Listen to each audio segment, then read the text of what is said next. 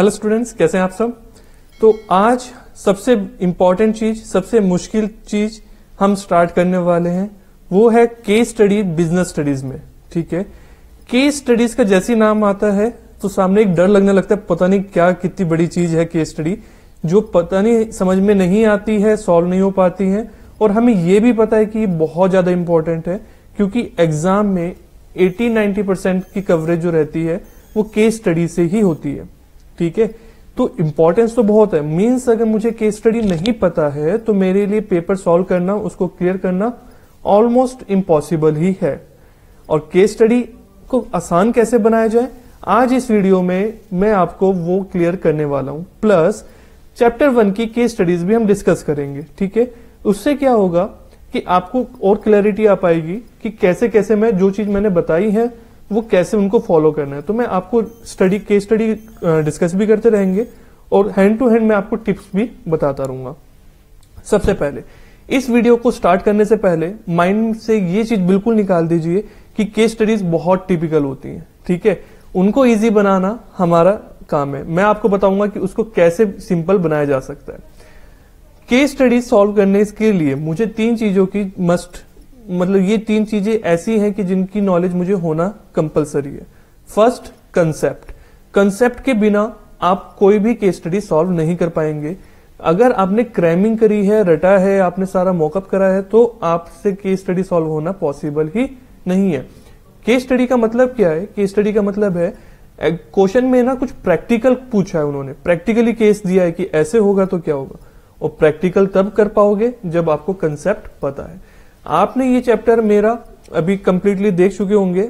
ठीक है, पूरा का पूरा जिन्होंने कोर्स परचेज कर रखा है एप्लीकेशन पे, तो एप्लीकेशन का लिंक आप अगर किसी यूट्यूब पे या कहीं और देख रहे हैं तो डिस्क्रिप्शन पे मिल जाएगा और वहां से आप एप्लीकेशन डाउनलोड कर सकते हैं। वहां पे कंप्लीटली कोर्स अवेलेबल है। ठीक है, अभी बात आती है कि इसको जब आपने कंसेप्ट तो फर्स्ट चैप्टर में देख चुके होंगे, ठीक, वहां से कंसेप्ट क्लियर हो गया होगा, या आपने अगर सेल्फ स्टडी करी है तो भी अगर आपने कंसेप्चुअली पढ़े हैं तो वो ओके है। ये फर्स्ट चीज रिक्वायरमेंट। सेकंड रिक्वायरमेंट कि एक जो भी क्वेश्चन है ना, मतलब चैप्टर में जितने भी मेरे पॉइंट्स हैं लाइक कैरेक्टरिस्टिक्स, तो कैरेक्टरिस्टिक्स सारी हेडिंग, सारे पॉइंट्स मुझे याद होने जरूरी हैं। थर्ड, मुझे ये पता होना चाहिए कि केस स्टडी को कैसे मैं इजी करके डायरेक्ट क्वेश्चन में कन्वर्ट कर दूं। क्लियर है? तो यही सब मैं आपको बताने वाला हूं। इस चैप्टर में मैं आपको कंसेप्ट्स नहीं क्लियर करूंगा क्योंकि वो तो हम ऑलरेडी डिस्कस कर चुके हैं। हम क्या डिस्कस करेंगे, क्या चीज कि क्वेश्चन को कैसे याद रखा जाए और कैसे यहां पे हम केस स्टडी को डायरेक्ट क्वेश्चन में कन्वर्ट कर दें, क्योंकि डायरेक्ट क्वेश्चन एक बार कन्वर्ट करना आ गया फिर तो सब इजी है। अभी फिलहाल मैं जो बुक रेफर कर रहा हूं, ये केस स्टडी की बुक रेफर कर रहा हूं। ठीक है, ये बुक मेरे से प्रिपेयर करिए और बाकी आप कोई सी भी बुक से स्टडी कर रहे हैं, डजेंट मैटर, ये वीडियो आपको हर तरह से काम आएगी। ठीक है, तो ये तो मैं अपनी बुक रेफर कर रहा हूं, बाकी आप कोई भी बुक जो भी आपके पास है, okay, you can follow that. फिर भी अगर ये बुक आपको चाहिए तो डिस्क्रिप्शन में आपको सारी डिटेल्स मिल जाएंगी। ओके, तो देखते हैं।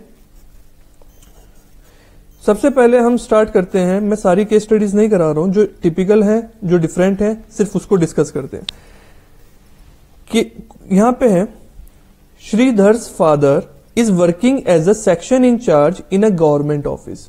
श्रीधर के जो फादर हैं वो एक ऑफिस में, गवर्नमेंट ऑफिस है, उसमें सेक्शन इंचार्ज है।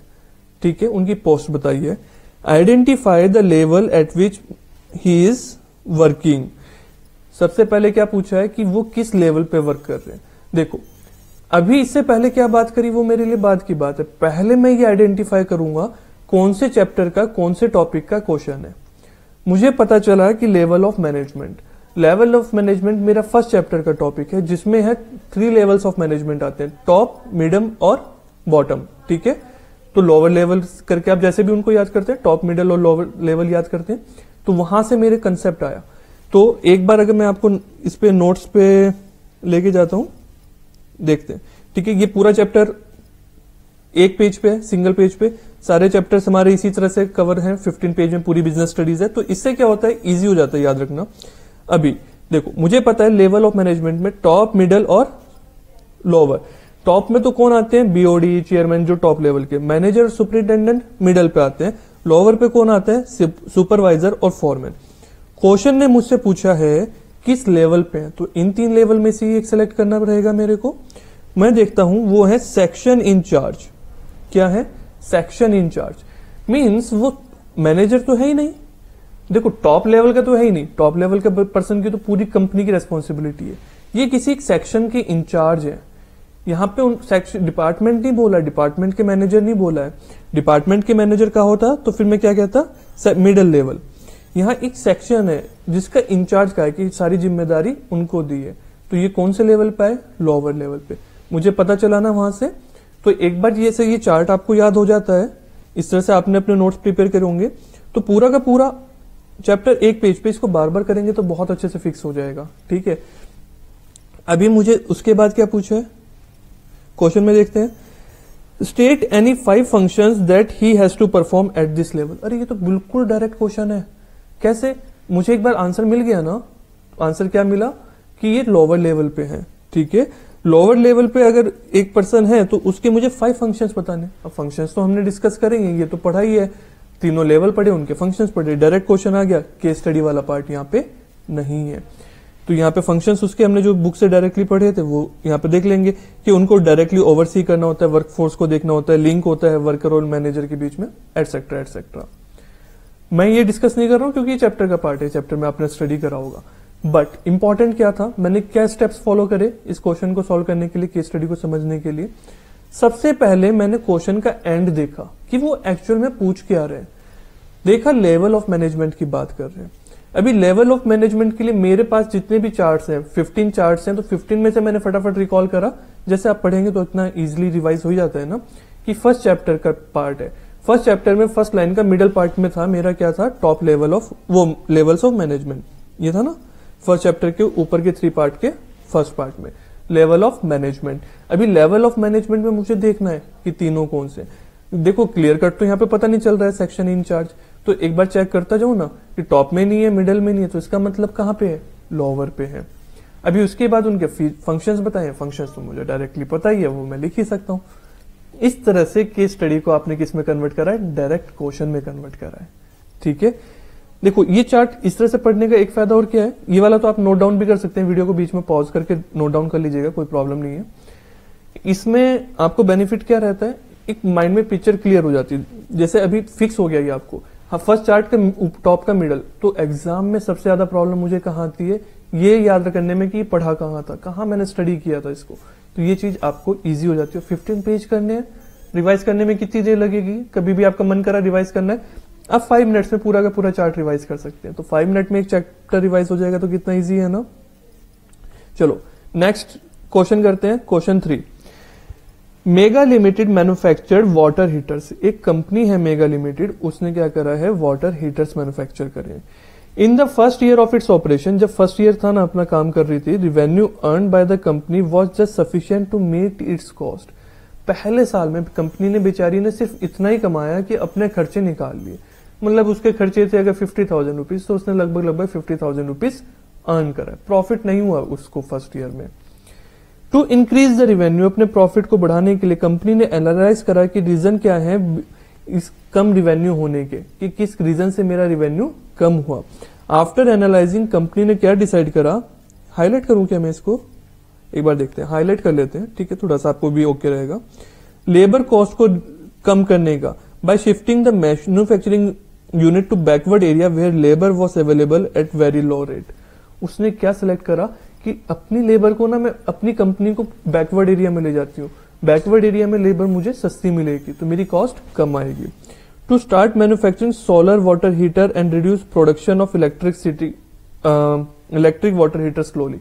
उसने ये भी सोचा कि मैं धीरे धीरे क्या करती हूँ, सोलर वाले वाटर हीटर बनाना शुरू करती हूँ, इलेक्ट्रॉनिक वाले कम कर देती हूँ, क्योंकि आजकल उसकी डिमांड ज्यादा है ना सोलर वालों की, उसमें खर्चे कम आते हैं, जो कस्टमर है वो भी खुश रहता है, तो वो उस रीजन से उनको लगा कि इसमें मुझे फायदा ज्यादा होगा, तो इसलिए इसमें शिफ्ट करता हूं। This will not only help in covering the risk but also help in meeting their objectives. सिर्फ अपना रिस्क ही कम नहीं होगा, जो अभी रिस्क था ना कि प्रॉफिट कमा पाएंगे नहीं कमा पाएंगे, वही कम नहीं होगा। इसके अलावा कंपनी क्या सोच रही है कि मेरे बाकी ऑब्जेक्टिव भी पूरे हो जाएंगे। बाकी ऑब्जेक्टिव कौन कौन से होते हैं अभी देखते हैं। अभी ये सब तो मेरा केस का था, ये मेरे लिए इतना इंपॉर्टेंट है, बट ये बाद में काम आएगा। पहले मैं इसमें डायरेक्ट क्वेश्चन ढूंढूं। लास्ट में देखो direct question, identify and explain the objective of management discussed above. Explain करो ऑब्जेक्टिव ऑफ मैनेजमेंट, तो ये मेरा डायरेक्ट क्वेश्चन बन गया ना, objective of management. Objective of management मैंने कहा पढ़ा? ऑब्जेक्टिव ऑफ मैनेजमेंट मैंने पढ़ा था फर्स्ट चैप्टर में। फर्स्ट चैप्टर में ऑब्जेक्टिव ऑफ मैनेजमेंट पढ़ा था। हाँ पढ़ा था। देखिए कहां था, फटाफट कहां गए ऑब्जेक्टिव, मिडल में ऑब्जेक्टिव ऑफ मैनेजमेंट। तो यहां पे कंपनी कौन से ऑब्जेक्टिव के बारे में सोच रही है? कंपनी अपने सर्वाइवल के बारे में सोच रही है, अपने प्रॉफिट कमाने के बारे में सोच रही है, अपनी ग्रोथ के बारे में सोच रही है। अभी तो पहले तो मैंने यहां तक पहुंचने में क्या हेल्प करी कि मैंने डायरेक्ट क्वेश्चन ढूंढा।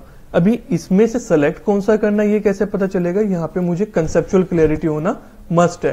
कंसेप्चुअल क्लैरिटी के अलावा मैं उसको नहीं कर पाऊंगा, ठीक है ना। इसके बाद आता है, उसने क्वेश्चन में पता है एक चीज और क्या कही थी, मैं सिर्फ इतना आंसर नहीं दूंगा, उसने ध्यान दिया है बाकी चीजों पे भी। बाकी चीजों पे जैसे कि एक सेकेंड, यहाँ पे लिखा है मीटिंग अदर ऑब्जेक्टिव्स, मतलब वो सिर्फ इन्हीं बारों में नहीं सोच रही है अपने फायदे के लिए, वो बाकी चीजों के बारे में भी सोच रही है। अब बाकी ऑब्जेक्टिव मेरे कौन कौन से थे? सोशल और पर्सनल। सोशल और पर्सनल दोनों हुए ना, सोसाइटी का भी फायदा हुआ और एम्प्लॉयज का भी फायदा हुआ। सोशल वाले में क्या पढ़ा था कि सोसाइटी एज अ होल फायदा होगा, तो उसने सोलर पैनल्स बनाए, उससे सोसाइटी का एनवायरमेंट का फायदा हो रहा है ना। और पर्सनल का कैसे कि बैकवर्ड एरिया में जहां पे लोगों को जॉब नहीं मिल रही है, वहां पे अभी उनको जॉब मिल जाएगी। मैं इन दोनों को ना लिखता अगर क्वेश्चन में मुझे ये पॉइंट ना कहा होता, मीटिंग अदर ऑब्जेक्टिव्स, कि दूसरे ऑब्जेक्टिव के लिए भी बात करिए, बट क्वेश्चन ने कहा है मीटिंग अदर ऑब्जेक्टिव्स, इसलिए मैंने ये वाला पॉइंट इसमें बाकी भी मेंशन करें। तो यहाँ पे मैं आंसर में क्या लिखूंगा? आंसर जब मुझे मेंशन करना रहेगा तो मैं उसमें मेंशन करूंगा तीनों चीजें, ऑर्गेनाइजेशन ऑब्जेक्टिव के बारे में भी लिखूंगा, सोशल के बारे में भी लिखूंगा और पर्सनल के बारे में भी मैं लिख सकता हूँ। पर्सनल में देखो यहाँ पे क्यों नहीं इग्नोर करा है मैंने, आंसर इसलिए नहीं लिखा है क्योंकि एक बार सोचो ना, पर्सनल के अंदर में एग्जैक्टली क्या कहा है। पर्सनल में कहा गया था हमें, जब हमने स्टडी करा था, कि आपको जो पर्सनल ऑब्जेक्टिव्स है ना, उसको ऑर्गेनाइजेशनल ऑब्जेक्टिव से मैच करना है। यहाँ पे हम वो नहीं सोच रहे, हम सोसाइटी में सोच रहे हैं कि सोसाइटी के बैकवर्ड एरिया को इस एरिया में लेके आए, ठीक है। तो यहाँ पे इसलिए मैं पर्सनल को अवॉइड कर दूंगा। अगर यहाँ पे ये कहते हैं ना कि उनके ऑब्जेक्टिव की बात करते हैं एम्प्लॉयज की, तो मैं पर्सनल भी लिखता हूं। तो मुझे कौन कौन से लिखने हैं? ऑर्गेनाइजेशनल और सोशल ऑब्जेक्टिव, ठीक है। State any two value which company want to communicate to society. वो दो सोशल वैल्यूज बताओ जो कंपनी चाहती है सोसाइटी को कम्युनिकेट करना। अरे ये तो सिंपल है, मतलब जो सोसाइटी वाला टॉपिक पढ़ा था ना, उसके अंदर के जो दो पॉइंट्स पढ़े थे उनको लिखना है। Rural development, environment, sustainability. ये कैसे पता चला?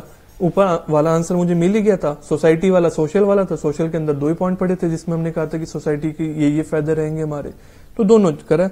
रूरल डेवलपमेंट करा है ना बैकवर्ड एरिया में जाके, और एनवायरमेंट सस्टेनेबिलिटी करी है सोलर वाले आइटम्स बना के। क्लियर है? तो समझ में आया। यहाँ पे भी पहले मैंने क्या करा, डायरेक्ट क्वेश्चन ढूंढा, फिर चैप्टर में गया, पॉइंट्स में गया, मुझे याद आया कि 3 पॉइंट्स ऐसे ऐसे थे। अभी अपना लॉजिक लगाया, कंसेप्ट अब लगेगा, कंसेप्ट अप्लाई किया मैंने और फिर उसमें से एक सेलेक्ट कर लिया, ठीक है। तो ओके, मैं इस वीडियो को शॉर्ट रख लूं, बाकी नेक्स्ट वीडियो में सेपरेटली रिकॉर्ड करूंगा। ये आपको चलो एक और करा देते हैं, एक और कराते हैं, ठीक है। ये वाला अच्छा टॉपिक है, इसको देखते हैं। Rishitosh Mukherjee has recently join AMV limited, a company manufacturing refrigerator. उसने एक कंपनी ज्वाइन करी है ऋषितोष ने, जो रेफ्रिजरेटर बनाती है, फ्रिज बनाती है। He found that his department was understaffed. उसने देखा कि उसका जो डिपार्टमेंट था ना वो कैसा था, अंडरस्टाफ था। अंडरस्टाफ मीन्स एम्प्लॉयज कम थे। And other departments were not cooperating with the department for smooth functioning of the organisation. बाकी डिपार्टमेंट उसके डिपार्टमेंट के साथ कोऑपरेट भी नहीं कर रहे थे। Therefore, he ensured that his department has the required number of employee. उसने देखा कि मेरे पास रिक्वायर्ड नंबर ऑफ एम्प्लॉय आ जाए, and it's cooperation with the department is improve. और उसने ये भी देखा कि मेरा कॉपरेशन दूसरे डिपार्टमेंट के साथ वो भी इम्प्रूव हो जाए। Identify the level at which Rishitosh Mukherjee was working. वो कौन से लेवल पे कर रहे हैं? फिर से वही हुआ, कौन से पे? पहले चैप्टर देखो, चैप्टर का टॉपिक देखो। अच्छा मुझे याद आया, लेवल ऑफ मतलब चार्ट के ऊपर के 3 पॉइंट्स में मिडल पॉइंट जिसमें क्या था लेवल में, टॉप, मिडल और बॉटम, मतलब लोअर। टॉप में है क्या? नहीं। लोअर में है क्या? देखते हैं ना एक बार, क्वेश्चन को दोबारा ध्यान से देखें थोड़ा सा। देखो यहां पे क्या लिखा है, department. He found that his department, वो एक डिपार्टमेंट का हेड है। उसने देखा कि उसके दूसरे डिपार्टमेंट उसके साथ नहीं कर रहे, उसने देखा कि उसके डिपार्टमेंट में जो एम्प्लॉयज है ना वो कॉपरेट करें, उसके लिए बेटर वो कर रहा है कि, और उसका डिपार्टमेंट इंप्रूव हो। मीन्स बार बार किसकी बात कर रहे हैं? डिपार्टमेंट की। एक बार क्वेश्चन पे आए क्या वापस? यहाँ पे मिडिल में क्या था? मैनेजर, सुपरिटेंडेंट, जिसमें एग्जांपल्स मैंने आपको समझाए थे कौन कौन से, जो मैंने बताया था डिपार्टमेंट हेड, जैसे प्रोडक्शन हेड, सेल्स मैनेजर, इस तरह से मैंने आपको बताया था, sales manager, production manager, purchase manager. तो यहाँ पे डिपार्टमेंट की बात हो रही है, इसलिए वो किस लेवल पे है? मिडिल लेवल ऑफ मैनेजमेंट पे है। अरे क्या हो गया? मिडिल लेवल ऑफ मैनेजमेंट पे। Also state 3 more functions required to be performed by the Rishitosh Mukherjee. अभी 3 फंक्शन और बताओ, अभी कहां से लिखना है मुझे? डायरेक्ट क्वेश्चन है, मिडिल लेवल है ना, मिडिल लेवल के 3 फंक्शंस बताने हैं मेरे को, तो मैं यहाँ पे मिडिल लेवल के 3 फंक्शंस लिख दूंगा, बस सिंपल सा आंसर है। अगेन तो अभी एक और अच्छी ट्रिक बताऊं आपको, बहुत काम आएगी। वो ट्रिक ये, पहले ना क्वेश्चन को लास्ट वाला पार्ट पढ़ लो। लास्ट वाला पार्ट पढ़ लोगे ना, डायरेक्ट क्वेश्चन अपने आप समझ में आ जाएगा, आइडिया लग जाएगा क्वेश्चन पूछ के आ रहा है। उसके बाद फिर पूरी केस स्टडी रीड करो, फिर डिसाइड करो क्या लिखना है। ठीक है, देखो ये आपको मेथड बहुत इजी है, बहुत अच्छे से करना है। ठीक, केस स्टडी को बर्डन नहीं लेना है, कंसेप्ट आपके होने जरूरी है, पॉइंट्स आपको होने जरूरी है।